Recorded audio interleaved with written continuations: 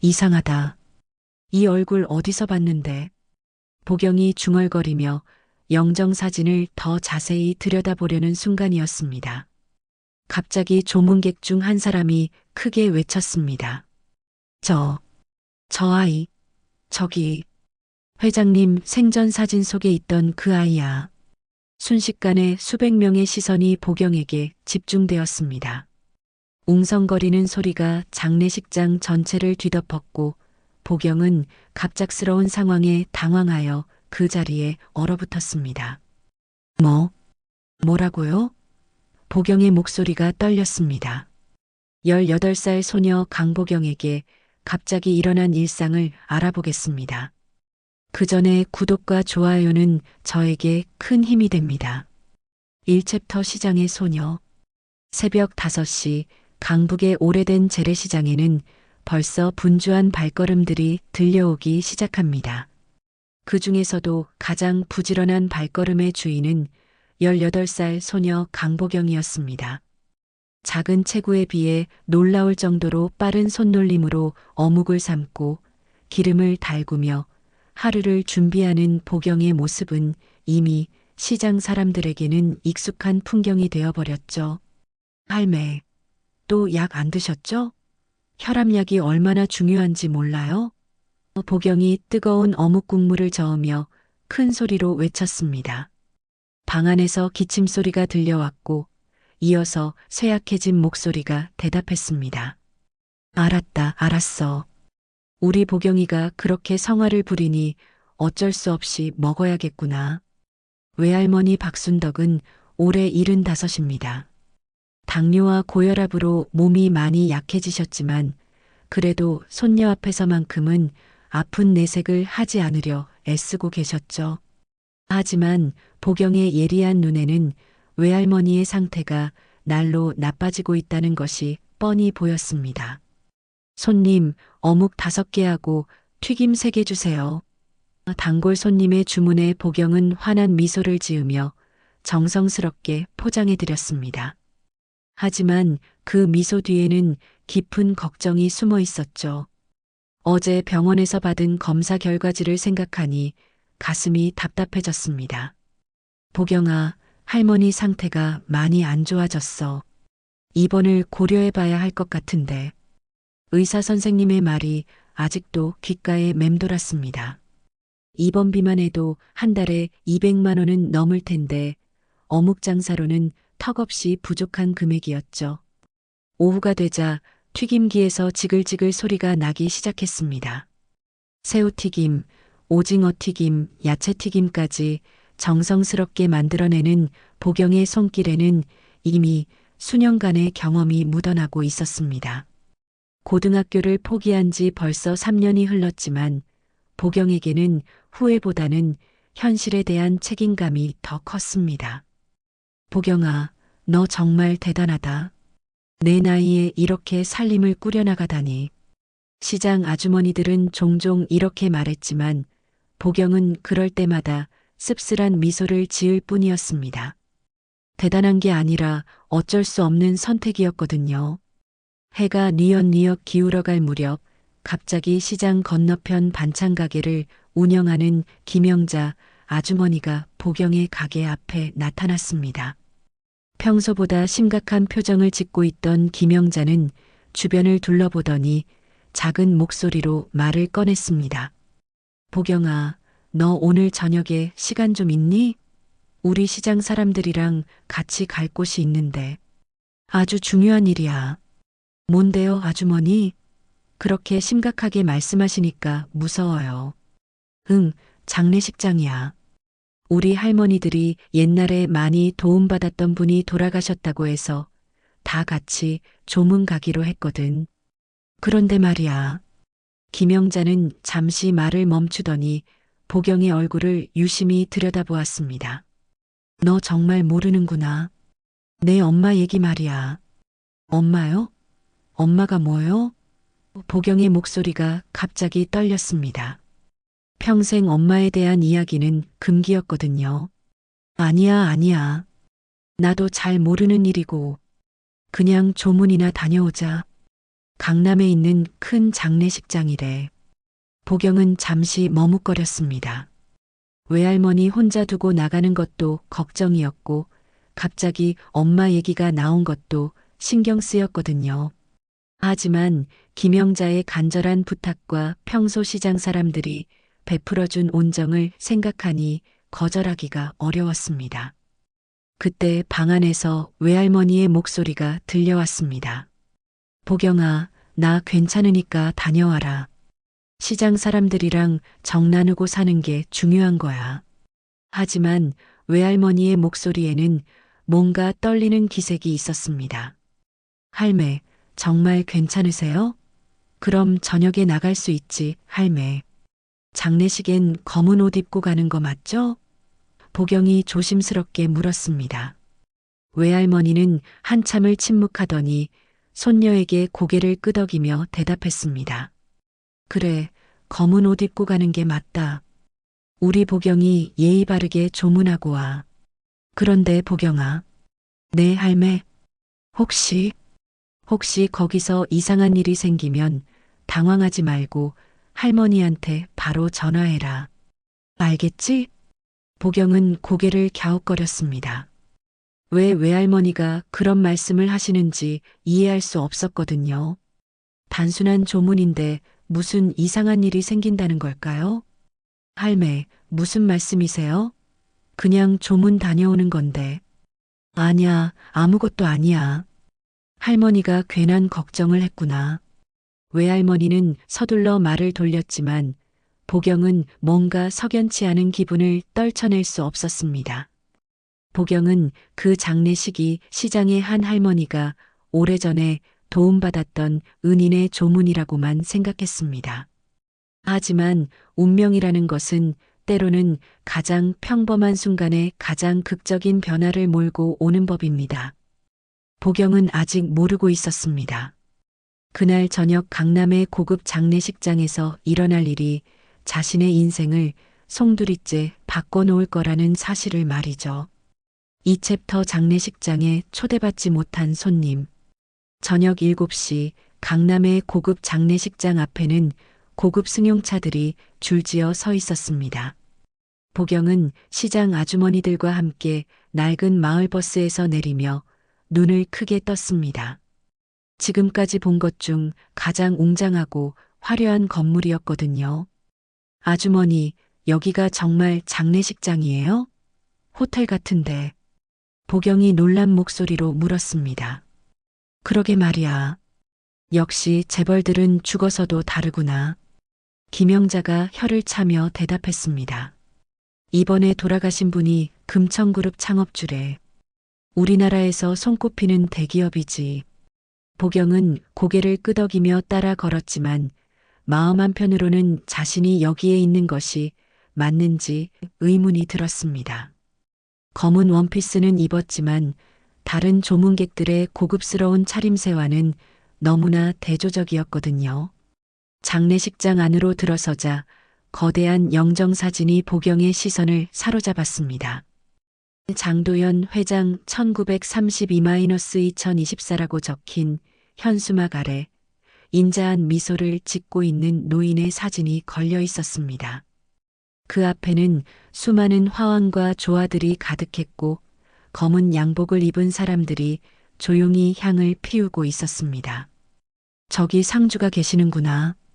김영자가 보경의 어깨를 가리키며 속삭였습니다. 영정사진 옆에는 30대 중반쯤 되어 보이는 남자가 깊은 상복을 입고 서 있었습니다. 키가 크고 날카로운 인상의 그 남자가 바로 장시우, 금천그룹의 실질적 후계자였습니다. 보경은 시장 아주머니들과 함께 한 구석에서 조용히 향을 피우려고 했습니다. 하지만 유리관 안의 회장 영정을 자세히 보는 순간 온몸에 전율이 흘렀습니다. 뭔가 낯익은 느낌이 드는 얼굴이었거든요. 특히 그 눈매와 미소가. 이상하다. 이 얼굴 어디서 봤는데. 보경이 중얼거리며 영정사진을 더 자세히 들여다보려는 순간이었습니다. 갑자기 조문객 중 한 사람이 크게 외쳤습니다. 저 아이, 저기, 회장님 생전 사진 속에 있던 그 아이야. 순식간에 수백 명의 시선이 보경에게 집중되었습니다. 웅성거리는 소리가 장례식장 전체를 뒤덮었고 보경은 갑작스러운 상황에 당황하여 그 자리에 얼어붙었습니다. 뭐라고요? 보경의 목소리가 떨렸습니다. 그때 상주였던 장시우가 경직된 채 자리에서 일어났습니다.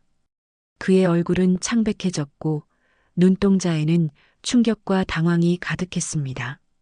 천천히 보경 쪽으로 걸어오는 장시우의 모습에 장례식장은 더욱 조용해졌습니다. 잠깐만요. 장시우가 보경 앞에서 멈춰서며 말했습니다. 당신이 정말로. 그때 장례식장 벽면에 걸린 커다란 가족 사진이 보경의 눈에 들어왔습니다. 어린 시절의 장시우와 그의 부모, 그리고 그 옆에 서 있는 어린 여자아이. 그 아이의 얼굴은 지금의 보경과 놀라울 정도로 닮아 있었습니다. 저 사진 속 여자아이. 보경이 떨리는 목소리로 말했습니다. 저 맞는 것 같은데요? 장례식장이 순간 정적에 휩싸였습니다. 장시우는 가족 사진을 바라보더니 다시 보경을 바라봤습니다. 그의 얼굴에는 믿을 수 없다는 표정이 역력했습니다. 불가능해. 그럴 리가 없어. 장시우가 중얼거렸습니다. 서린이는 죽었는데. 서린이요? 그게 누구세요?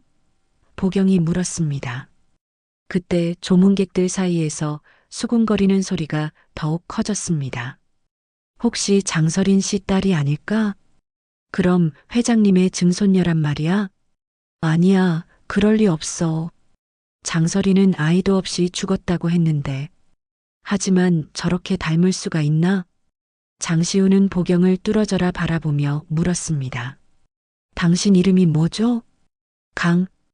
강보경이요. 강보경.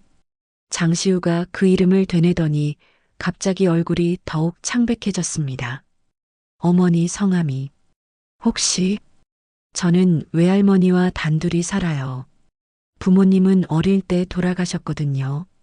그 순간 장례식장 한편에서 한 여자가 급하게 다가왔습니다. 50대 중반쯤 되어 보이는 그 여자는 장시우의 고모인 장미란이었습니다. 그녀의 얼굴에는 놀라움과 함께 뭔가 경계하는 기색이 역력했습니다. 시우야, 이게 무슨 일이야? 할아버지 장례식에서 이런 소동을. 장미란이 보경을 흘끔 쳐다보며 말했습니다. 고모, 저 아이가 혹시. 말도 안 돼. 그런 일은 없어.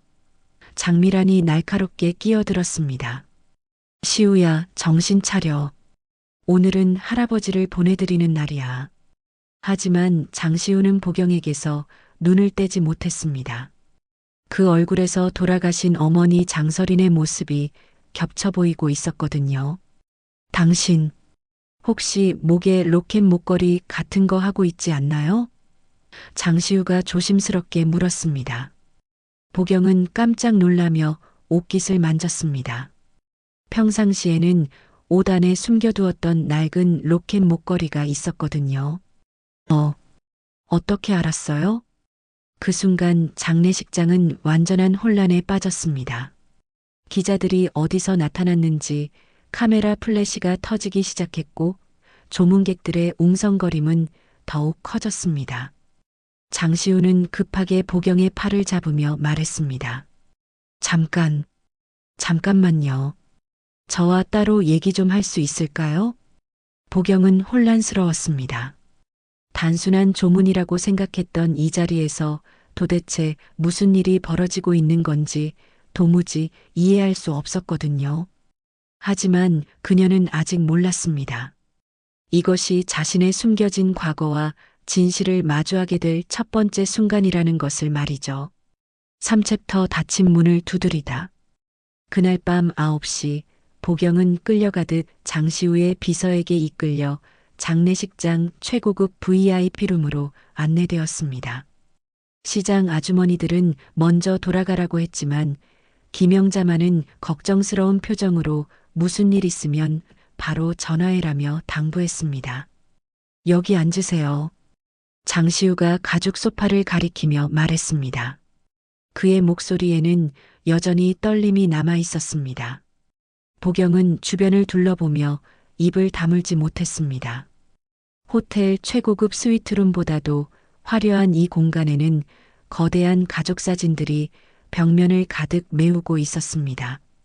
그 중에서도 유독 눈에 띄는 것은 젊은 여성의 영정 사진이었습니다. 저분이 누구세요? 보경이 조심스럽게 물었습니다. 제 어머니입니다. 장설인. 20년 전에 돌아가셨죠? 장시우의 목소리가 갑자기 차가워졌습니다. 가족을 버리고 떠났다가 교통사고로. 그때 보경의 시선이 한 곳에 멈췄습니다. 벽에 걸린 또 다른 사진 속에서 장도연 회장이 웃고 있는 모습이 보였는데 그의 손에는 익숙한 로켓 펜던트가 들려 있었습니다. 저 로켓. 보경이 놀란 목소리로 말했습니다. 저랑 똑같은 거 우리 할머니가 갖고 계세요. 장시우는 급히 일어나서 어머니의 유품함을 뒤지기 시작했습니다. 손이 떨리는 것이 역력했죠. 잠시 후 그는 똑같은 모양의 로켓을 꺼내 들었습니다. 이게 말이 되나? 장시우가 중얼거렸습니다. 어머니가 가지고 계셨던 거와 똑같아.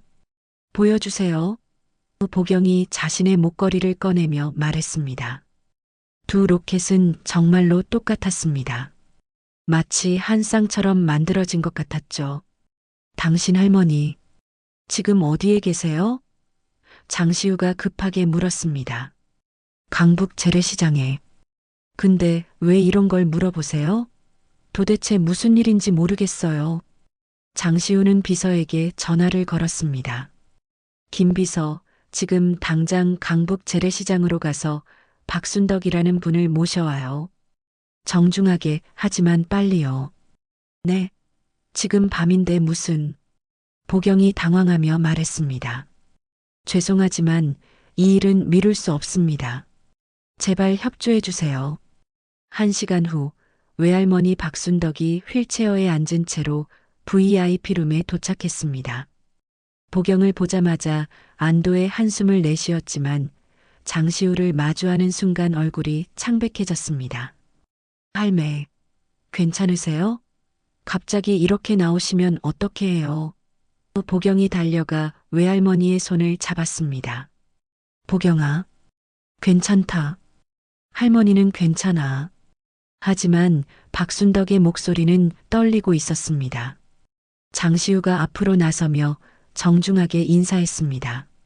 안녕하세요. 저는 장시우입니다. 갑작스럽게 모셔온 점 죄송합니다. 박순덕은 장시우를 바라보더니 눈을 피하며 말끝을 흐렸습니다. 당신이 시우구나. 많이 컸네.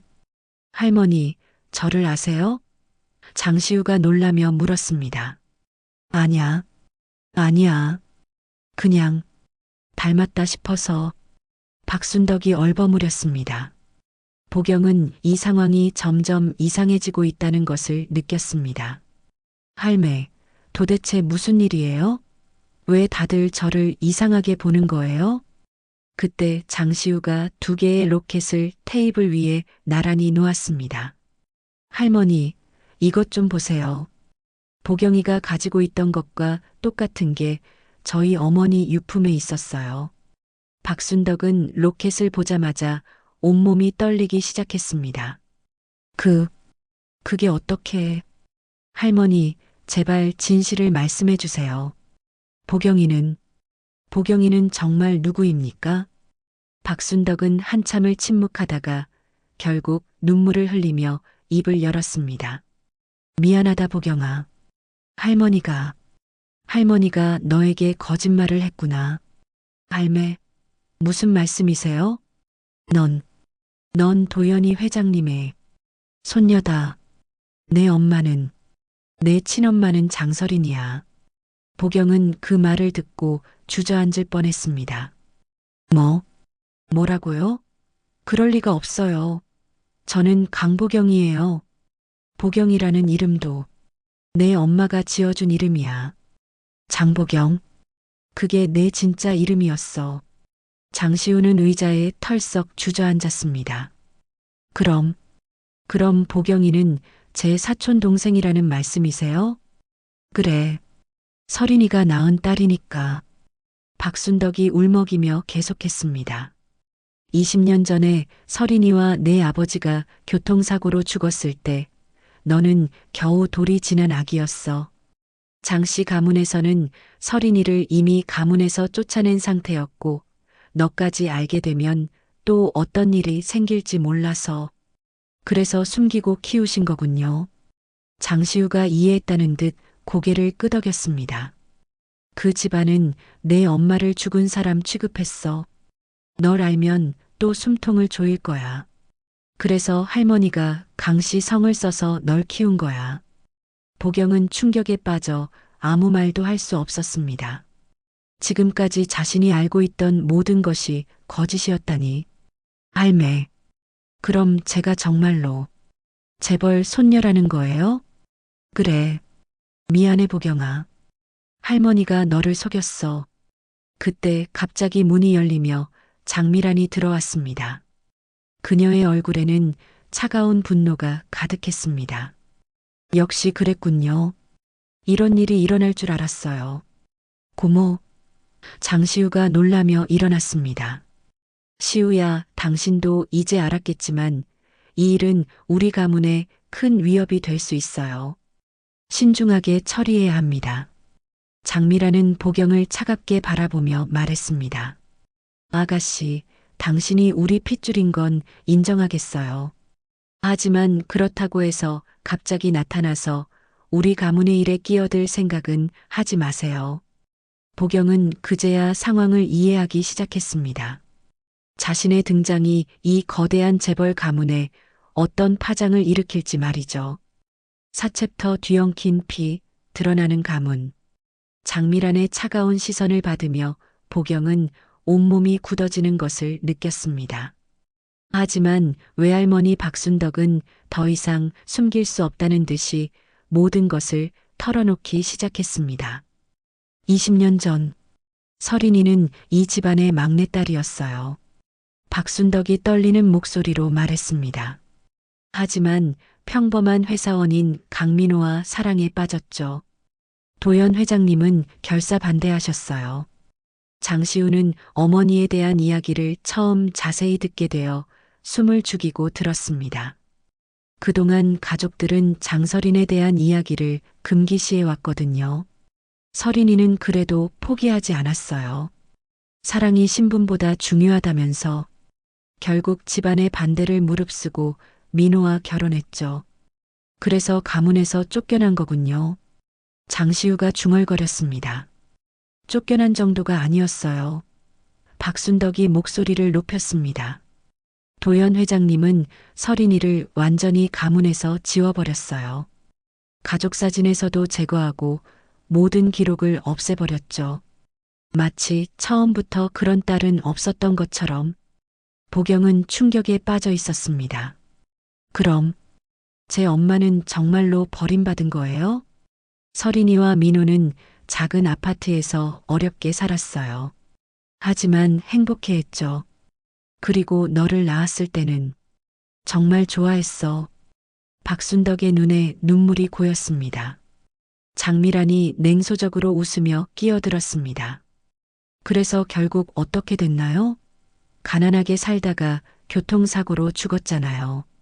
그게 바로 신분을 벗어난 대가예요. 고모. 장시우가 날카롭게 말했습니다. 사실을 말한 건데 뭐가 잘못됐나요? 장미란이 보경을 째려보며 계속했습니다. 그리고 이 아이 갑자기 나타나서 뭘 바라는 거죠? 설마 유산이라도 노리는 건 아니겠죠? 보경은 분노가 치솟았습니다. 무슨 말씀이세요? 저는 유산 따위 관심 없어요. 관심 없다고요? 그럼 뭘 위해서 여기 온 거죠? 저는 저는 그냥 조문하러 온 거예요. 이런 일이 일어날 줄도 몰랐고요. 그때 박순덕이 더욱 충격적인 사실을 털어놨습니다. 사실, 도연 회장님은 마지막까지 서린이를 그리워하셨어요. 모두가 놀란 표정으로 박순덕을 바라봤습니다. 회장님이 돌아가시기 몇 년 전부터 사람을 보내서 서린이와 보경이를 찾고 계셨어요. 하지만 서린이는 이미 세상을 떠난 뒤였고 보경이만 남아있다는 걸 알게 되셨죠. 장시우가 앞으로 몸을 기울였습니다. 그럼 할아버지가 보경이의 존재를 알고 계셨다는 말씀이세요? 그래요. 회장님은 보경이를 찾으려 하셨지만 제가 거절했어요. 그 집안이 서린이에게 했던 일을 생각하면 보경이까지 상처받을까봐 무서웠거든요. 장미란의 얼굴이 창백해졌습니다. 그럼 아버지가 이 아이의 존재를 알고 계셨다는 거예요? 회장님은 마지막까지 후회하고 계셨어요. 서린이를 너무 차갑게 대했다고, 손녀를 한 번도 안아보지 못했다고. 보경은 복잡한 감정에 휩싸였습니다. 자신을 버린 줄만 알았던 친할아버지가 사실은 자신을 찾고 있었다니. 그래서 회장님이 몰래 보경이 앞으로 장학금도 보내려 하셨어요. 하지만 제가 모두 거절했죠. 보경이가 그 돈의 출처를 알게 되면 혼란스러워할 것 같아서. 장시우는 충격을 받았습니다. 자신이 유일한 상속자인 줄 알았던 그는 갑작스레 등장한 피부치 보경 앞에서 흔들리고 있었습니다. 그럼 할아버지가 유원장의 보경이에 대한 언급을 남기셨을 수도 있겠네요. 장미란이 급하게 끼어들었습니다. 그럴 리 없어요. 유원장은 제가 직접 확인했는데 시우만 언급되어 있었어요. 정말로요? 장시우가 의심스러운 눈빛으로 고모를 바라봤습니다. 그때 보경이 일어서며 말했습니다. 저는 이 모든 게 믿어지지 않아요. 제가 정말 재벌 손녀라니. 하지만 한 가지 확실한 건 저는 아무것도 바라지 않는다는 거예요. 보경아. 박순덕이 안타깝게 불렀습니다. 할머니도 왜 이런 중요한 걸 숨기셨어요? 저는 제 정체성도 모르고 살아왔잖아요. 장미란이 차가운 미소를 지으며 말했습니다. 그래요. 그게 좋겠어요. 원래 모르고 살던 대로 계속 사세요. 그게 서로에게 좋을 거예요. 하지만 장시우는 다른 생각이었습니다. 고모, 그렇게 말씀하시면 안 되죠. 보경이는 우리 가족이에요. 가족이라고요? 20년간 남남으로 살던 아이가 갑자기 나타나서 가족이라고요? 혈연은 변하지 않아요. 혈연이 뭐가 중요해요? 중요한 건 지금까지 우리 가문을 지켜온 사람이 누구인지예요. 보경은 이들의 말다툼을 듣고 있을 수 없었습니다. 그만해요. 저 때문에 싸우지 마세요. 그 순간 문이 열리며 장시우의 비서가 급하게 들어왔습니다. 회장님, 큰일 났습니다. 기자들이 장례식장 밖에 몰려 있고 벌써 인터넷에 기사가 나기 시작했어요. 금천그룹 숨겨진 상속녀 등장이라는 제목으로. 장미란이 화를 내며 소리쳤습니다. 이것 봐요. 벌써 이렇게 됐잖아요. 이 아이 때문에 우리 가문이 구설수에 오르고 있어요. 보경은 모든 상황이 자신 때문이라는 죄책감에 눈물을 흘렸습니다. 죄송해요. 제가 오지 말았어야 했어요. 하지만 이 순간 보경은 아직 몰랐습니다. 진짜 위험은 이제부터 시작이라는 것을, 그리고 이미 자신의 존재를 알고 있었던 누군가가 음모를 꾸미고 있다는 것을 말이죠. 5챕터 조문 뒤의 음모. 며칠 후 보경은 다시 장례식장에 불려왔습니다. 장시우가 가족으로서 마지막 인사를 드려야 한다며 간곡히 부탁했기 때문이었죠. 하지만 이번에는 상황이 완전히 달랐습니다. 장례식장 입구부터 기자들이 구름처럼 몰려 있었습니다. 보경 씨, 금천그룹 상속에 대해 어떻게 생각하세요? 할아버지에 대한 감정이 어떠신가요? 유산 분쟁을 벌일 계획이신가요? 보경은 쏟아지는 질문들과 카메라 플래시에 압도되어 거의 도망치듯 장례식장 안으로 들어갔습니다. 그녀가 가는 곳마다 사람들의 시선이 따라왔고 유산 분쟁, 숨겨진 증손녀, 재벌가의 스캔들이라는 자극적인 헤드라인들이 이미 포털 사이트를 도배하고 있었습니다. 이럴 줄 알았어요. 장미란이 차가운 미소를 지으며 보경에게 다가왔습니다. 이제 온 나라가 당신을 주목하고 있어요. 만족하세요? 저는 이런 걸 원한 게 아니에요. 보경이 떨리는 목소리로 대답했습니다. 그럼 뭘 원했죠? 조용히 인정받고 싶었나요? 그런 건 없어요.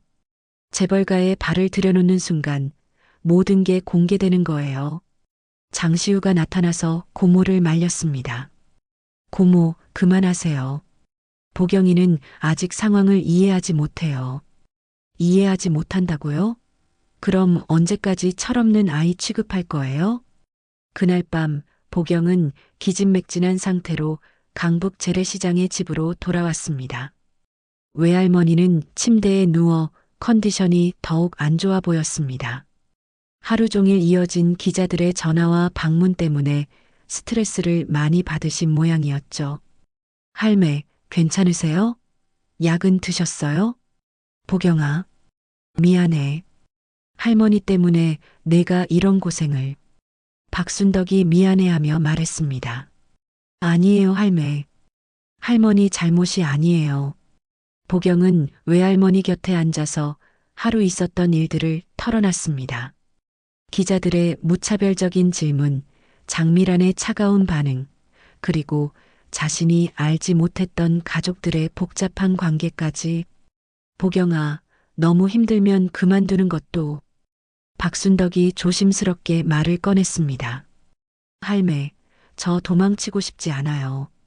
제 엄마가 버림받았다고 해서 저까지 도망치고 싶지 않아요. 그때였습니다. 갑자기 집 대문을 두드리는 소리가 들렸습니다. 밤 11시가 넘은 시간이라 보경은 이상하게 생각했지만 혹시 시장 아주머니가 걱정되어 찾아온 것일 수도 있다고 생각했습니다. 누구세요? 보경이 문 앞에서 물었습니다. 대답이 없었습니다. 다시 한번 물어봤지만 여전히 조용했죠.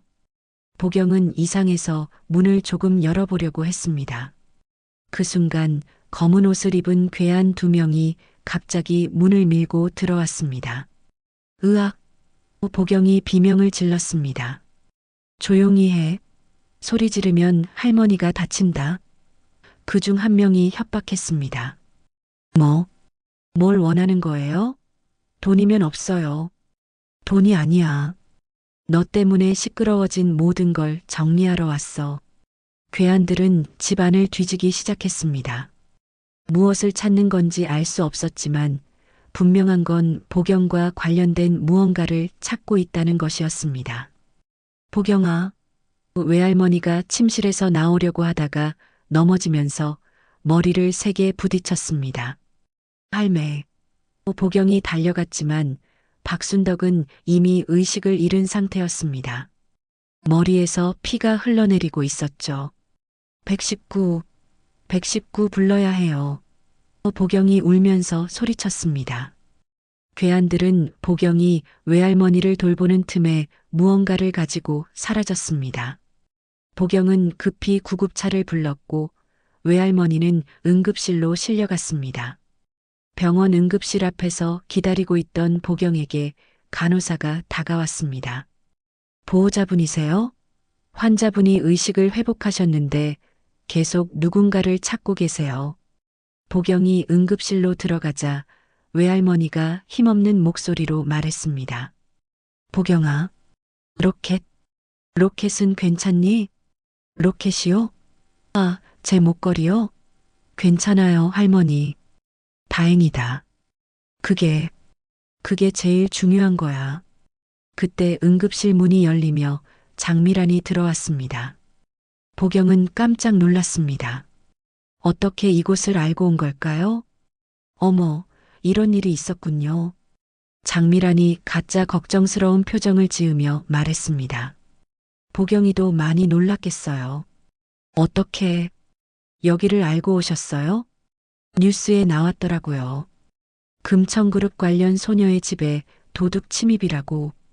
보경은 소름이 돋았습니다. 사건이 일어난 지 겨우 2시간밖에 안 됐는데 벌써 뉴스에 나왔다니. 장미란이 보경에게 가까이 다가오며 낮은 목소리로 속삭였습니다. 보경이, 이제 알겠죠? 당신이 우리 가문과 엮이는 순간 이런 위험한 일들이 계속 생길 거예요. 그게 무슨 뜻이에요? 넌 원래 없던 애였어. 계속 그렇게 살아가는 게 모두를 위해 좋을 거야. 내 조카 자리를 탐내지 마. 장미란의 눈빛이 차갑게 변했습니다. 그 순간 보경은 깨달았습니다. 오늘 밤 일어난 모든 일이 단순한 우연이 아니라는 것을. 설마 이 모든 게 증명할 수 있어? 아무도 믿지 않을 거야. 가난한 시장 소녀의 말을 누가 믿겠어? 보경은 분노와 두려움이 동시에 치솟았습니다. 하지만 그 순간 결심했습니다. 도망 안 갈 거예요. 전 제 엄마가 버림받았단 이유로 또 도망치진 않아요. 장미란의 얼굴에 잠깐 당황한 기색이 스쳤습니다. 보경의 눈빛에서 굴복하지 않겠다는 강한 의지가 보였거든요. 후회할 거야, 보경아. 이 세상은 내가 생각하는 것보다 훨씬 무서운 곳이야. 하지만 보경은 이미 마음을 정했습니다. 더 이상 숨어 살지 않겠다고, 자신의 정체성을 찾겠다고 말이죠. 6챕터 돌아온 기억, 꺼낸 로켓. 다음 날 아침, 보경은 외할머니의 침대 머리맡에서 밤을 지새웠습니다. 박순덕은 다행히 의식을 회복했지만 여전히 몸 상태가 좋지 않았습니다. 의사는 큰 충격으로 인한 일시적 기억 혼란이 있을 수 있다고 설명했지만 보경은 다른 걱정이 더 컸습니다. 할머니, 어젯밤에 그 사람들이 뭘 가져갔는지 혹시 아세요? 박순덕은 흐릿한 눈으로 보경을 바라보더니 갑자기 불안해하기 시작했습니다. 보경아, 우리 집 장롱 위에 있던 작은 상자, 그거 확인해봐. 상자요? 무슨 상자요? 빨간색 작은 상자. 거기에 중요한 게 들어있어.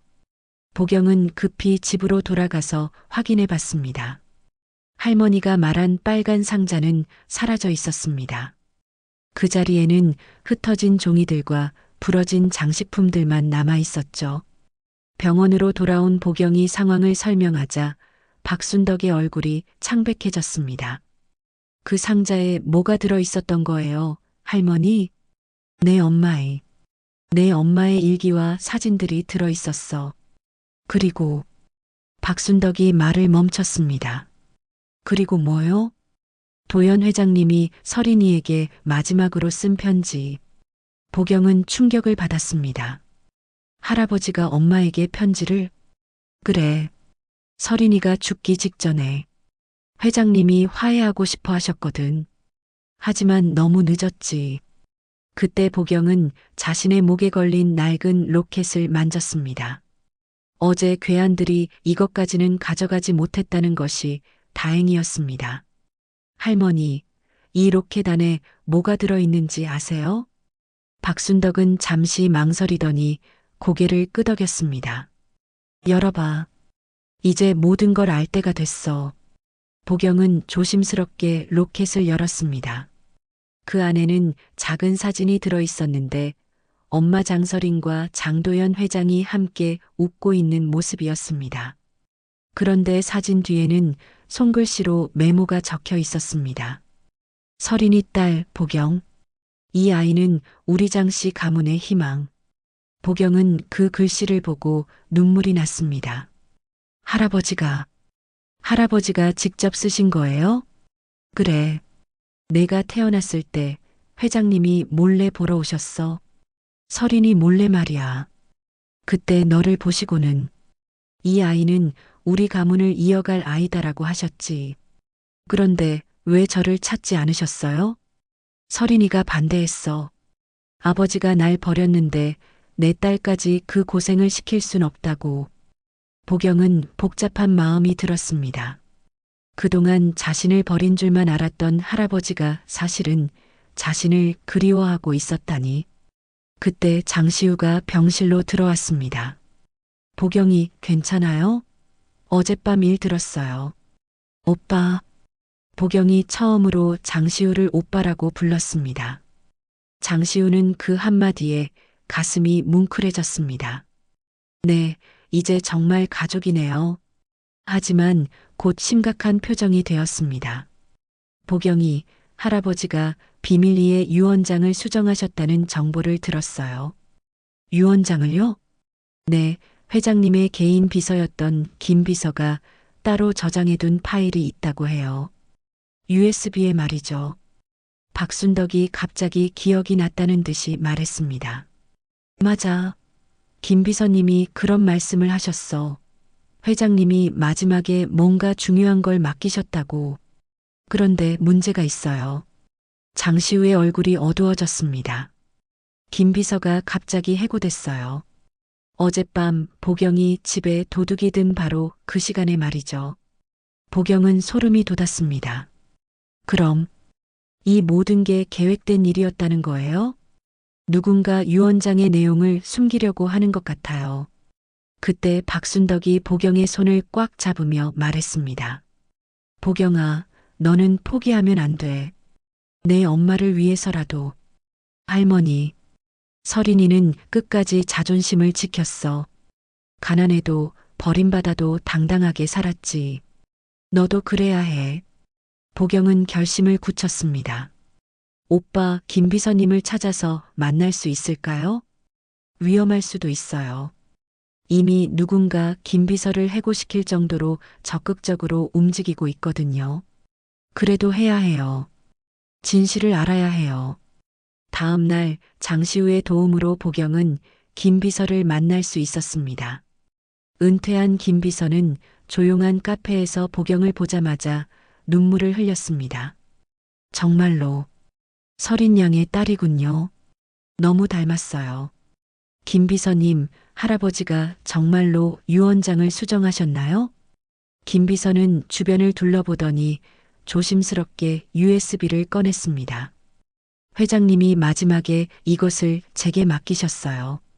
언젠가 보경이를 찾게 되면 이걸 공개하라고 하시면서 그럼 정말로 저에 대한 내용이 들어있다는 거예요? 회장님은 돌아가시기 전까지 후회하고 계셨어요. 서린 양을 너무 차갑게 대했다고, 손녀를 제대로 사랑해주지 못했다고. 보경은 USB를 받아들며 물었습니다. 그럼 이 안에는 회장님의 진짜 마음이 들어있어요. 그리고 보경 양에 대한 회장님의 진짜 유언이. 그 순간 김 비서의 얼굴이 갑자기 어두워졌습니다. 하지만 조심하세요. 이것을 공개하려는 순간 누군가 당신을 막으려 할 거예요. 보경은 USB를 꽉 쥐며 다짐했습니다. 이제 진실의 순간이 다가오고 있었습니다. 하지만 동시에 더 큰 위험도 다가오고 있다는 것을 직감할 수 있었죠. 저는 준비됐어요. 더 이상 숨지 않을 거예요. 7챕터 진실의 자리. 일주일 후 금천그룹 본사 최고층 회의실에는 긴장감이 감돌고 있었습니다. 정기 이사회가 열리는 날이었지만 오늘은 특별한 안건이 있었습니다. 바로 장도연 회장의 진짜 유언장 공개였죠. 장시우는 이사회 시작 직전 보경을 직접 회의실로 데려왔습니다. 보경은 검은색 정장을 입고 있었지만 여전히 어색해 보였습니다. 이런 격식 있는 자리는 처음이었거든요. 보경이 긴장하지 마세요. 진실은 언제나 승리해요. 장시우가 격려했습니다. 오빠, 정말 괜찮을까요? 이렇게 큰일이. 할아버지의 진심을 보여드리는 거예요. 당연히 해야 할 일이죠. 회의실 문이 열리며 이사진들이 들어왔습니다. 그 중에서도 장미라는 보경을 보자마자 차갑게 째려봤습니다. 시우야, 이게 무슨 짓이야? 이사회에 외부인을 데려오다니. 외부인이 아니에요, 고모. 보경이는 우리 가족입니다. 가족이라고 해서 이사회에 참석할 자격이 있는 건 아니야. 그때 다른 이사 중 한 명이 끼어들었습니다. 장미란 이사, 오늘 안건이 그 아가씨와 관련된 것이라고 들었는데요. 장시우가 자리에서 일어났습니다. 네, 맞습니다. 오늘은 할아버지의 진짜 유언을 공개하려고 합니다. 진짜 유언이라니? 무슨 말씀이세요? 한 이사가 놀라며 물었습니다. 지금까지 공개된 유언장은 일부에 불과했습니다. 할아버지께서는 마지막에 중요한 내용을 추가하셨어요. 장미란의 얼굴이 창백해졌습니다. 그럴 리 없어. 나는 아버지의 유언장을 직접 확인했다고. 그래서 오늘 모든 것을 명확히 하려고 합니다. 장시우가 USB를 컴퓨터에 연결했습니다. 이건 할아버지의 개인 비서였던 김 비서가 보관하고 있던 것입니다. 김 비서? 그 사람은 이미 해고됐잖아. 바로 그 해고가 수상했기 때문에 더욱 조사해 봤습니다. 화면에 장도연 회장의 모습이 나타났습니다. 분명히 말년의 모습이었고 병상에서 녹화한 것으로 보였습니다. 나는 금천그룹의 창업주 장도연이다. 이 영상은 내 진짜 마지막 유언이다. 회의실이 조용해졌습니다. 모든 이사들이 화면에 집중했죠. 나는 평생 많은 실수를 했다. 그 중에서도 가장 큰 실수는 내 막내딸 서린이를 가문에서 쫓아낸 것이다. 장미란이 자리에서 일어나려고 했지만 다른 이사들의 시선이 그녀를 붙잡았습니다. 서린이는 사랑 때문에 집을 떠났고 나는 그것을 용서할 수 없었다. 하지만 그 아이가 죽고 나서야 깨달았다. 내가 얼마나 완고하고 잘못된 아버지였는지. 보경의 눈에 눈물이 고였습니다. 할아버지의 진심을 처음 들어보는 순간이었거든요. 서린이에게는 딸이 있다. 보경이라는 이름에 내 소중한 증손녀가 있다. 나는 그 아이를 한 번도 제대로 안아보지 못했다. 그것이 내 평생 가장 큰 후회다. 이사들이 웅성거리기 시작했습니다. 이런 내용의 유언이 있었다는 것을 아무도 몰랐거든요. 따라서 나는 내 유언을 다음과 같이 수정한다. 금천그룹의 경영권은 시우가 이어받되 회사 지분의 30%는 보경이에게 상속한다. 장미란이 충격을 받아 자리에서 벌떡 일어났습니다. 가짜야. 이런 영상은 조작된 거야. 시장에서 어묵 팔던 애가 우리 가문을 더럽혀. 고모. 장시우가 날카롭게 말했습니다. 할아버지의 유언을 가짜라고 하시는 거예요? 이런 말도 안 되는 일이 어디 있어. 갑자기 나타난 애한테 30%를 준다고? 그때 한 이사가 조심스럽게 말했습니다. 장미란 이사님, 혹시 이 유언의 존재를 미리 알고 계셨던 건 아닌가요? 무슨 말이야? 김 비서가 해고된 시점이 너무 절묘해요. 그리고 보경 양의 집에 도둑이 든 것도. 장미란의 얼굴이 더욱 창백해졌습니다. 나는 아무것도 모른다.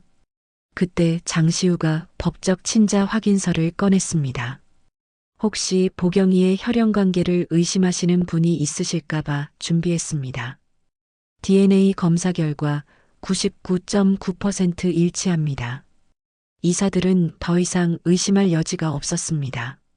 서류는 공식적인 검사기관에서 발급된 것이었거든요. 그리고 장시우가 조용히 고개를 숙였습니다. 저는 할아버지의 유언을 존중합니다. 보경이가 정당한 상속자임을 인정합니다. 보경은 깜짝 놀랐습니다. 오빠? 그런데 그럼 오빠는? 저는 경영권만 있으면 됩니다. 할아버지께서 원하신 것은 가족이 화합하는 것이었어요. 장미란이 마지막 발악을 했습니다. 안 돼. 이 회사는 내가 평생을 바쳐서 키운 거야. 갑자기 나타난 애한테 넘겨줄 수는 없어. 고모, 그럼 지금까지 할아버지의 뜻을 거역하고 계셨다는 말씀이세요? 나는 회사를 지키려고 했을 뿐이야. 한 이사가 냉정하게 말했습니다. 장미란 이사님, 회장님의 유언을 의도적으로 숨기고 증거를 인멸하려 한 것은 중대한 배임 행위입니다. 그리고 보경 양의 집에 침입한 일도 수사받아야 할 것 같네요. 다른 이사가 덧붙였습니다. 장미라는 더 이상 할 말이 없었습니다. 모든 증거가 그녀에게 불리했거든요. 보경이 조용히 일어서서 말했습니다. 저는 할아버지의 뜻을 받아들이겠습니다. 하지만 제가 정말 원하는 건 따로 있어요. 모든 사람들이 보경을 바라봤습니다. 저는 제 몫의 상속으로 장서린 기념재단을 만들고 싶어요. 저처럼 어려운 환경의 청소년들을 돕는 재단을요. 이사들은 보경의 말에 감동받았습니다. 자신의 이익보다 사회를 위해 쓰겠다는 마음이 진심으로 느껴졌거든요. 장시우는 자랑스러운 미소를 지으며 박수를 쳤습니다. 역시 우리 가족다운 생각이네요. 진실이 밝혀진 순간 보경은 비로소 자신이 누구인지 확실히 알게 되었습니다. 8챕터 어묵가게 앞에 선 벤츠. 몇 달 후 서울 강북의 재래시장은 예전과 다름없이 분주했습니다. 하지만 한 가지 달라진 것이 있다면 시장 입구에 장서린 기념재단이라는 작은 현판이 걸린 사무실이 하나 생겼다는 것이었죠. 보경은 유산을 받지 않기로 결정했습니다. 대신 금천그룹과 협력하여 어려운 환경의 청소년들을 위한 장학재단을 설립했죠. 재단의 첫 번째 장학생은 보경과 같은 처지의 시장 아이들이었습니다. 보경아, 오늘도 신문에 내 이야기가 나왔더라. 김영자 아주머니가 신문을 펼치며 말했습니다. 재벌 상속 포기하고 사회봉사 선택한 18세 소녀라고 되어 있네. 아휴, 아직도 그런 기사를 쓰나요? 보경이 씁쓸하게 웃으며 어묵을 저었습니다. 그런데 정말 후회 안 해? 어마어마한 돈을 포기한 건데. 전혀요. 저는 지금이 훨씬 행복해요. 실제로 보경의 얼굴에는 예전보다 훨씬 밝은 미소가 피어 있었습니다. 자신이 누구인지 알게 된 후 마음의 무게가 많이 덜어진 것 같았거든요. 시장 어귀에서 보경은 여전히 어묵을 삶고 튀김을 만들었습니다. 다만 이제는 혼자가 아니었습니다. 재단에서 후원하는 아이들이 돌아가며 도와주러 왔거든요. 언니, 어묵 국물이 정말 맛있어요. 비법이 뭐예요? 16살 장학생 민지가 물었습니다. 비법은 정성이야. 그리고 보경이 가슴에 있는 로켓을 만지며 말했습니다. 사랑하는 사람들을 생각하면서 만드는 거지. 외할머니 박순덕은 건강이 많이 좋아졌습니다. 경제적 걱정이 없어지고 보경이 자신의 정체성을 찾은 후 스트레스가 줄어들었기 때문이었죠. 보경아, 내가 이런 선택을 한 게 정말 자랑스럽다. 내 엄마도 하늘에서 기뻐하고 계실 거야. 할머니, 저는 이제 제가 누구인지 알아요. 저는 장서린의 딸이면서 동시에 할머니가 키워주신 강보경이에요. 둘 다 소중한 제 정체성이죠. 장시우는 이제 금천그룹을 혼자서 이끌어가고 있었습니다. 처음에는 부담스러웠지만 보경이 진심으로 지지해주면서 점점 자신감을 찾아갔죠. 보경이 덕분에 회사 분위기도 많이 좋아졌어요. 장시우가 재단 사무실에서 보경과 차를 마시며 말했습니다. 직원들이 사회 공헌 활동에 적극적으로 참여하고 있어요. 그건 오빠가 잘 이끌어 주셨기 때문이에요. 아니에요. 보경이가 보여준 진정성이 모든 사람들에게 감동을 준 거예요. 장미라는 결국 모든 직책에서 물러났습니다. 유언장 은닉과 증거 인멸 시도가 밝혀진 후 법적 처벌을 받게 되었거든요. 하지만 장시우와 보경은 가족이라는 이유로 선처를 호소했습니다. 우리는 원래 가족이었어요. 다시 화해할 수 있을 거예요. 보경이 법정에서 한 말이었습니다. 어느 화창한 봄날 오후 보경은 평소처럼 어묵을 삶고 있었습니다. 재단일로 바쁘긴 했지만 시장에서의 일상은 포기하고 싶지 않았거든요. 이곳이 자신의 뿌리였으니까요. 손님, 어묵 하나 주세요. 익숙한 목소리에 보경이 고개를 들었습니다. 장시우가 정장 차림으로 서 있었죠. 오빠, 오늘 회사 일은요? 회사 일보다 중요한 일이 있어서요. 뭔데요? 장시우는 시장 어귀를 가리켰습니다. 그곳에는 검은색 벤츠가 멈춰 서 있었고 차에서 한 여성이 내리고 있었습니다. 저분이 장미란 고모예요? 보경은 깜짝 놀랐습니다. 장미라는 몇 달 만에 처음 보는 얼굴이었거든요. 그녀는 예전보다 많이 수척해 보였지만 눈빛만큼은 예전과 달리 따뜻해 보였습니다. 장미란이 보경 앞에 다가와서 깊게 고개를 숙였습니다. 보경아, 미안해. 정말 미안해. 고모님, 내가 너무 욕심이 많았어. 회사만 생각하고 가족의 소중함을 잊고 살았지. 보경은 장미란의 진심이 느껴졌습니다. 괜찮아요, 고모님. 이제 다 지난 일이에요. 아니야, 괜찮지 않아. 내가 얼마나 힘들었을지. 그리고 내 할머니까지 다치게 해서. 고모님, 정말 괜찮다고요. 저희는 원래 가족이었잖아요. 장미라는 보경의 말에 눈물을 흘렸습니다. 내가 이렇게 넓은 마음을 가지고 있을 줄 몰랐어. 정말 설인이 딸답구나. 어묵 드실래요? 제가 직접 만든 거예요. 장미라는 고개를 끄덕이며 받아들었습니다. 한 입 먹어보더니 깜짝 놀란 표정을 지었습니다. 이거 정말 맛있네. 시장 어묵이 이렇게 맛있을 줄 몰랐어. 고모님도 가끔 드시러 오세요. 가족 할인해 드릴게요. 그 말에 장시우와 장미란이 동시에 웃음을 터뜨렸습니다. 어묵 하나 주세요. 이젠 가족으로 먹고 싶어서요. 장시우가 말했습니다. 보경은 환한 미소를 지으며 뜨거운 어묵 국물을 떠주었습니다. 네, 가족은 언제나 환영이에요. 세 사람은 시장 한켠에 앉아서 함께 어묵을 먹었습니다. 재벌가의 상속자들이 재래시장에서 어묵을 먹는 모습이 신기해 보였는지 시장 사람들이 하나둘 구경하러 왔습니다. 보경이 참 잘했네. 가족이 화목해야지. 그러게 말이야. 역시 우리 보경이가 마음씨가 고와. 보경은 주변 사람들의 따뜻한 시선을 받으며 행복함을 느꼈습니다. 자신이 선택한 길이 옳았다는 확신이 들었거든요. 해가 질 무렵 장시우와 장미란이 돌아간 후 보경은 혼자서 가게를 정리했습니다. 그때 가슴에 있던 로켓을 꺼내 들여다봤습니다. 사진 속에서 엄마 장서린과 할아버지 장도연이 함께 웃고 있었습니다. 보경은 그들에게 조용히 말했습니다.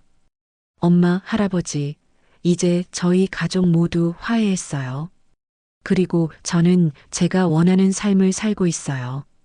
밤하늘의 별들이 반짝이는 것을 보며 보경은 생각했습니다. 자신은 장도연의 증손녀이기도 하지만 더 중요한 것은 자신다운 삶을 선택했다는 것이었습니다.